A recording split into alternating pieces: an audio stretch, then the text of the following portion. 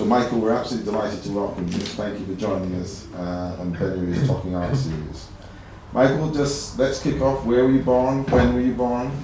How were you born? Okay,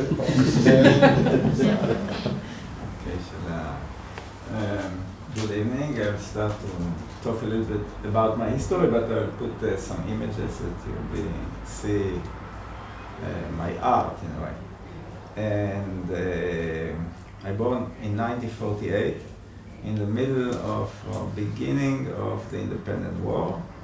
It was a very crucial moment in Israeli history because it was a shaky situation. My father was in Vilna through the Second War, and he was head of the underground in Vilna ghetto. And then he was a commander in the partisans, Jewish partisan in Lithuania forest. And with my mother was really helping him a lot. She was really kind of a hero. She was the first woman blowing a train. So we were working in the field and we learned a little bit, and then we went to work with a kind of cow or sheep or garden. Kind of that was the idea that we'll be part of nature. We'll bring different Jews to the world, Jews who know how to work with their hands and to know how to handle animal, and so that's the way we grew up. So we learned very little in terms of knowledge. When I was 4 years old, I started to paint, and when my parents didn't find me in the children's house, they came to the cow place and maybe to the stable with the horses, and I was sitting there as a child, like 5 years old, sitting and paint the horses and cows. So that's how I was as a child. My father, which he started as a painter, he learned painting in Vilna, but after the war he didn't want to paint anymore. He became a poet. He bought for me oil painting when I was 10 years old, which was very unusual. At this time it was completely unusual. Hard to believe in Israel to buy in 1950 for 10 years old oil painting. It was completely in kibbutz, completely unusual. It's like to bring a piano in Africa village, about the same kind of contradiction. So, and he taught me how to paint, and I painted oil painting. When I was 15 years old, he introduced me to this very famous artist, Yohanan Simon, in Herzliya. He gave me this kind of education about art, which was, I completely didn't know anything about art. My father went to Argentina in the Peron time to say, people thought that would be like a new, like, because of fascists and all the things, so to save the Jews and to try to convince Jews from Argentina to come to Israel. So it was a huge trip. Half a year he wasn't in Israel. So after he came back, they gave us, to me and my mother, kind of luxury to go to Europe to meet him. So in a way, that was my first introduction to art. When I was about 12, or when I started to be a young boy, I stopped painting. And then later, when I was 17, I met this guy, this famous artist. I started again to paint, but between 11 to 17 or something like this, I stopped painting completely. Like I wanted to be like everybody else. I want to be a good sportsman, to be a good farmer, to be there. Because after that, I went to the army for 4 years and I didn't paint completely. So I think when you are 17, 16, you become like, the young man, so you become, again, interested in kind of, like Goethe things, like all these spiritual things, artist things. Many things start to be interested you as a young man. You think about a lot, I remember I read Dostoevsky, Tolstoy, Kafka when I was 15, now I'm reading it again, everybody when he was in this age, I think has this experience. Suddenly you open to the interesting things, art not so much, but literature. And I remember we saw movies that nobody see it anymore. Kind of Bergman, Fellini, Truffaut. When we were 16 years old, so the intellectual and spiritual life opened again to you when you're 17 or something. I think the meeting with Johann Simon was very, very exciting. How did that happen? Because my father knew him very well, so he wanted to introduce me, and he is the man. He opened my eyes, he showed me painting of Braque, Picasso, Matisse, Klee. I didn't know those people at all. I didn't know who's, my father some people gave him from Argentina a book, a modern art book, and this book, I look at this every day. It was the book about Braque, Picasso, Bonnard, all this kind of art between the late Impressionism, like Cézanne and Monet, till modernism, like Braque, Picasso, this type of art, surrealistic, Beckmann, Monk, I look at this artist a lot, and that was my meeting with the artist, and then Johann Simon came and gave me all the range of European artists, which I didn't have a clue about this art at all, and he opened my mind for this. He thought that kibbutz is, for him, is a Jewish revolution, but it's a Jewish revolution, it's not a revolution. It's not Marxist revolution, it's a Jewish revolution, and it's a new Jewish revolution, and for this, the art and literature and poetry and celebrating the Chagim, the holiday, is very important. He put a lot of energy about it, and he created, in our kibbutz, at least came 5 or 6 poets from the second generation, and there was a painter in the kibbutz that he created for him the environment that he can teach young kids and even young people. So it's like it was very, very important for him not to encourage me, only to encourage young people to be an artist, writer, poets. He thought that if kibbutz will be just a farmer, that will be the end of the kibbutz. I wasn't, the 67 war was start in July. Yeah. June, and my time to be in the army was August. I really missed the war, and what's happened is all the young people went to the war, and all the 17, 18 years old, should take the responsibility for the cow and the horses and the field, and so we were very, very busy about working and keeping the agriculture work alive. So the training was very heavy, but at the same time it was a attrition war, so we have to go to many, many places, and so Israel was shelling from any places, the Sinai, Golan Heights, Jordan. It was a very, very busy and tough time, because each week I think 14 one soldier killed, or every day you saw your friend in the picture in the newspapers, a dead man, it was kind of very difficult time, and we worked very hard. We didn't have time to sleep, and it was really tough time. When I finished the army in 1970, it was ceasefire all over, all over. So that was my time in the army. Yeah, I met my wife. It was a year before I went to New York, and I went to New York alone, and then she came after a year, and then we had to go back because Yom Kippur War, really 2 big teachers, Johann Simon, and New York I studied with Philip Gaston, which is a very, very well-known artist and marvelous man, and very, very unique and strong man, and the way he talked about art, I cannot forget it. And we had a very good connection. What was so special about him? You see, his art is very strong, passion. His art is full of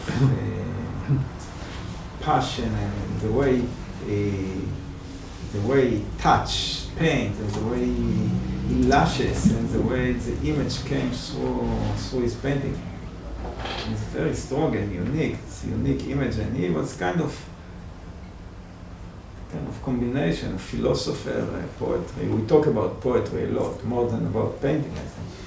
And the way he talk about art is very, very spiritual, very poetically. It's not mechanical at all. He didn't tell me, do this, you know, the line here is not good, you know, he didn't fix me the mechanical, technical things, just talking about this kind of big idea about life, something like this. And then he told me about Kafka. The Kafka said that the artist has a mission to break through the frozen lake, you know, something which I still believe that I called it. It's my interpretation, but the way I saw it after many years being an artist, that like you have to cross. I think that's mine, but it's like Kafka. You have to cross the frozen forest.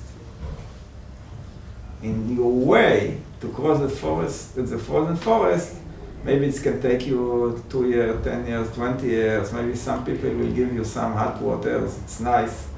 Some people will throw stone on you. Some people won't open the door for you when you're crossing the frozen forest, but it doesn't matter. If people are nice to you or bad to you, you have to cross the frozen forest. I can talk later, but that's my idea, and that's what he said. Like Kafka, you have to break the frozen lake. And I think it's something that he gave me, you know, something that you have to be brave, you have to be determined, and don't forget that behind the frozen lake there is a life, and after the frozen forest there is a light, and there is a place for life. 4 years beginning in my career, I'm sure later maybe, it was very successful when I came to Israel, really successful, and people bought my art and exhibit in the museum, and then I paint a Lego, maybe I'll show you later, and the gallery didn't want to show me. The art critic killed my reputation, and then for almost 20 years, I almost didn't sell anything, and nobody almost wants to. Only my gallery was loyal to me and showing my art, but I was completely, I will talk about it, but I was completely out of the scene, and I almost didn't sell any of my art. And I think that's many artists will break, you know, that they won't succeed to hold this long period like this. 20 years, a long time, you know. It's really long time. When I came to my decision which kind of artist I will be, and I'm sure later I will decide that I will paint landscape, like the classic. I take my easel, I go to landscape and paint. I knew it's against everybody's thought, because people was completely with conceptual art and all of the things. I don't know if you know about it, but I know that even Hockney has to leave England because of this issue. But the fact in England, nobody wants the people who paint figurative painting. So it's not only was in Israel, it was all over, you know, but I knew it. I wasn't completely stupid and naive. I knew that I'm going, when I decided to painting like this, I know my career I'll be on the side of the road, you know. So I knew it, but I did it because I felt that's what I want to do. Most difficult decision I ever took. It's not after the war, it was ceasefire in Egypt. We sat in Egypt land, really on the front. And the ceasefire, I know what I'm doing here. If I won't come back to New York, all my dream will go to the garbage. And here I'm sitting, and we lost a lot of friends. And how can I leave my body? You know, I can leave my friend. But I know that if I won't do this decision, all my dream, you know, won't be true, won't be alive. And I came to the chief of our unit, which he lost his brother in the war, in this war. You know. He lost 2 brothers, but in this war he lost 1 brother. And I still, even now, I'm really shaking. When I came to him, I said, I want to leave. I want to go to my school to study art. And he said, Michael, do what you want to do. And that's it. If you want to do it, do it. I still appreciate him very much, but he was a really tough man. But we had a good relationship. From my regular service, we had a very good relationship. He was the son of a very important officer, and he by himself was a very important officer. He was kind of the English tough general, something like this, not like Israeli. He was really tough, but even he lost his brother, he told me, that's your decision, that's what you think, that's what you have to do it. So I really appreciate until now. And only 4 people from the Israeli consulate came to the war. I came after a few months, and nobody even said hello to me, nobody even gave me a flower or something like I did something nice. Even they were angry on me.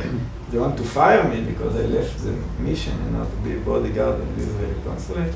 But the people in my school make a big, not flag, but kind of, and called Michael Kovner, you're welcome.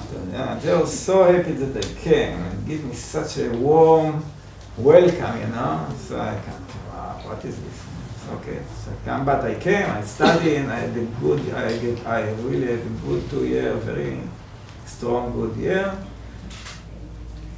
But the war changed me because before the war I thought I'll stay at least 5-6 years and I'll start a career in New York. But then after the war I decided when I finish the school I will come back to Israel as soon as I can. That's what I did. I came in the end of 1975, not the end of the summer of 1975, and I went through Europe with my wife. She was my wife. And when I met the great, especially Italian painter in Italy, I knew that I wouldn't paint abstract painting again because I have to show you because I painted in the school this kind of painting. That's my painting when I paint in New York. See this kind of painting? That's a painting I paint. So it's kind of abstract figurative. When I went to Europe and I saw the great, Piero della Francesco, Giotto, all those great artists, I decided I don't want to paint anymore. I didn't want to paint any more abstract. I didn't know what to do. I didn't know what to paint, but I knew I don't want to paint abstract anymore. I didn't know what to do, but in Israel when I came, it's like a friend of mine told me, Michael, we are like shoemaker. We are doing things that nobody needs anymore. People did only conceptual art. Don't care about painting, didn't know anything about painting. I'm in Gaston, I came with a Gaston letter. So who is Gaston, Didn't know anything about it. And that was my most difficult 3 years. It was 3 years which I didn't know what to do. I tried this, and didn't want to go to look for a gallery because I thought I will go to a gallery when I will have good things in my hand, but I didn't have. It was really, really difficult year, but one day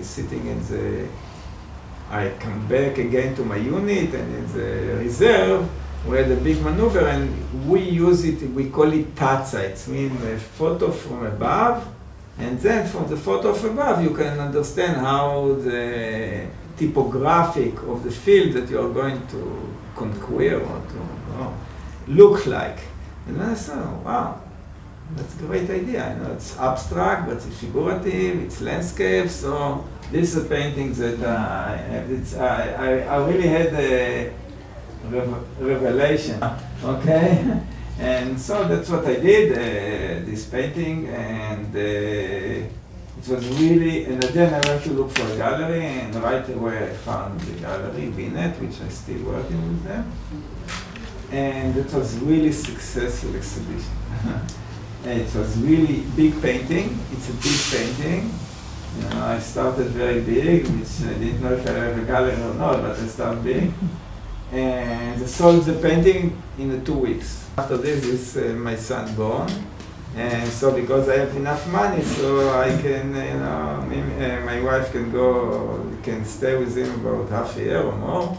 And we had a good life, but it was very quick finish. So in the beginning it was good, and then I paint the houses in Gaza. You want to ask about or sure. talk about? Okay, that's a very interesting thing because I went to the desert to make this painting. And in the desert, I saw, it was close to Hebron. In Hebron, I saw this house. This little house. That was a school for Bedouin. And I was so excited about it. And at the same time, I saw a movie about David Hockney. And right there, I said, wow, we have the same idea. Still we have the same idea. Interesting. It's interesting, but artist from Gaza came to my show. He said, wow, it's great. First thing I know that I can appreciate my culture through your painting, something like this.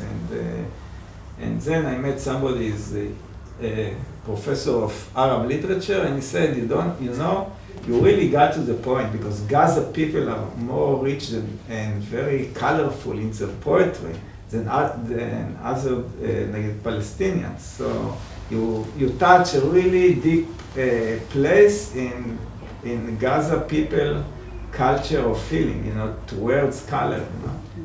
I didn't know it, but I was so amazed, like I think so, like Matisse or Klee when they came to Morocco, they had this kind of feeling. Wow. Those people know about color that we have to learn. Not it's like, we call it Arab. We call it Arab color, like it's a bad color, But I say it's a marvelous color. It's not a bad, it's marvelous color. I should be inspired by this color. Well, I say it's like for tourists. It's painting for tourists, okay. And very strange, nobody bought the painting. Now, everybody wants me to paint Jerusalem, but I won't paint Jerusalem, and I don't have any painting from Jerusalem. But any price I sell about the painting, people will buy the painting, but I don't have any painting. I don't want to paint Jerusalem. Maybe we'll talk about it later. But in that time, it's a long time, nobody bought it. Go to the real life, go to the paint the tree, paint the hills, paint the real thing, not the idea, paint the real thing. And still then I paint from observation, what it's called. I paint from observation, change here and there, but I'm standing in the landscape. I put my easel, I put my big canvas, and I look and I paint, something like this. It's not many people do it, I think, now. Most of the people do it from photograph and something like this. But what I'm doing, very, very few people do it. If it looks so common, What you need the artist? You need the artist to paint the real things from life, to make something that is interpretation and show to people. But even if it's very simple, very few people do it. If the conceptual artist paint from his mind, okay? So he create idea. That's what he create. He create idea. My things, it's not mine. I connected to very good painter like Matisse, Bonnard, Cézanne. Is to be exciting about life and exciting about painting, the paint, the material. The exciting about painting, exciting about life, and then this energy bring you this energy to the canvas. It's not from here. It's something which combination between the heart, the vision, something, but it's connection between life, which make you excited, and the painting. Like the painting is a material which you are, it's like cooking, It's like people who cook. So they like, people who make, I don't make cake. I cook, but people make cake. I see how they like to lash this. They like it, in their hands. They like it. They like to do it. It's not just they like the taste of the cake. They like these things, the material. So that's what I think is different than conceptual. Conceptual work with the mind, and they create. That's they create things from their mind. It's more the body and the heart and the vision, more sense working in the process. That's what I think. That's the last 3 years I did this book, and maybe it should go like this. Anyway, just a little bit. this is a graphic novel. We'll come back to this, and that expresses my political feeling towards life, which is not only fun. It's like here we'll talk about this, about the grandfather explain his grandson what's happened to in the ghetto Vilna here through the Lego. But there is something in this book that I can express my idea, my other idea, not just landscape, or not just to see the beauty in life. I felt that I need something because I'm so involved in these other subjects that I wanted, how can I express it? So I found the only way is to do it through the book. The language of painting, we are part of this, how shall I call this group, the tribe, how should I call it, of the painters, and he's a really good painter. He connected to Bonnard, Matisse, this kind of great artist, and he's a really good I think he's a really good artist in the level of the best artists who live in the world now, as a painter, not artist. Today you have artists and painters, it's not the same. Like in England, there are very good artists like Kosov or Averbuch and Hockney, I mean, really good artists, I agree, a painter. And then there is artists, make installation, make big things like this. Woman that I saw today in the Tate Gallery, what's her name? Ellen Gallagher? What's her name? Gallagher. Gallagher. Ellen Gallagher. Okay, she's a very good artist, but it's not a painter. She's not a painter. And David Hockney is a painter. Averbuch is a painter, or something like this. So, okay. Port is fantastic subject to paint. Fantastic, but in Israel, kind of everything is security, so they close the port. When I was a child, we went to the port. It was a port, it was great things to see the big ship, but I'm sure every people who live close to the port, that's one of the most important experience in their life, is to see those big ship coming. In Israel, they close it for security reason. So I had to go. I came to the Minister of Defense, that he will give me certificate to go to paint in the ports. It was so difficult to go there, but I found it very, very exciting to paint the ports. But then I started to read about Israel and the relationship Jewish and ports, ship, and there is no, like Jewish and the sea are not going together. There is no sailor, there is no fisherman. No, the Jewish and the seas are, they don't like each other. And the Arab closed the two ports that we had, Haifa, which was Arab city, and Jaffa. It's only the two ports that Israel had. Same time, Hitler was in power in Germany, and the Jews start to come, and nobody in the world wants to welcome them, and we didn't have the port to take so the idea was very, very strong, quick idea. We have to build port in Tel Aviv, Jewish port, and after, I don't know, 2 months, they finished the port. It was really kind of shaky port, so shaky deck, but it was a deck, and the ship would come, they land very far, but then the little ship came and brings those people to so the port in a way connected to the Zionist idea, which this time I was very identified with the Zionist idea. This Zionist idea that you have to build a port, you have to be a sailor, you have to be a farmer, you have to be a soldier, you have to be kind of creating new Jewish people to our history. So port, I like this idea of the big ship in the open landscape. I really like this idea, but I like this idea of how this touches the history of our people.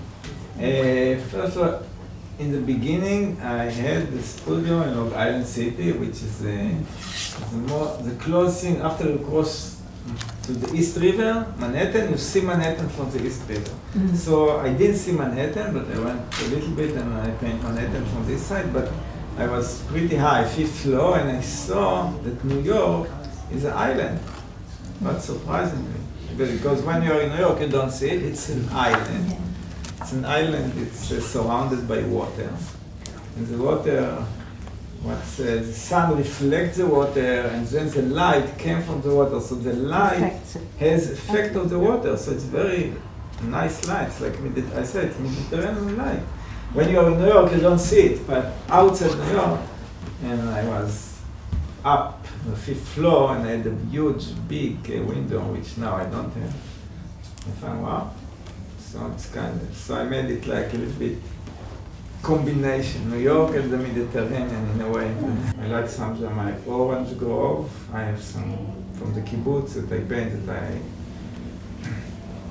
I went to the kibbutz for 2 or 3 years and I tried to capture the orange grove. I don't know if you are in Israel, around the area between Petah Tikva, for example, to Zichron, it's an orange grove all around. And I born there, and in the winter we have orange, very exciting orange all over. In the spring, in Pesach, we have the smell of the blossom, and everybody smell it. So I wanted to capture it, and I couldn't succeed. I said to myself, "What? I know how to paint. How this simple thing I could succeed?" In the end, I succeeded, and I was very happy. What is it that God will be around for many, many more years? To be like Bonar. To be like Bonar. Well, ladies and gentlemen, I think we've really had a fascinating evening. It's been a real insight to not just an artist who paints, but an artist who thinks and who feels and who has clearly demonstrated that ultimately, whatever length or however cold that journey is across his forest, nobody's going to stop and get across that forest. I was particularly struck by the journey you've made.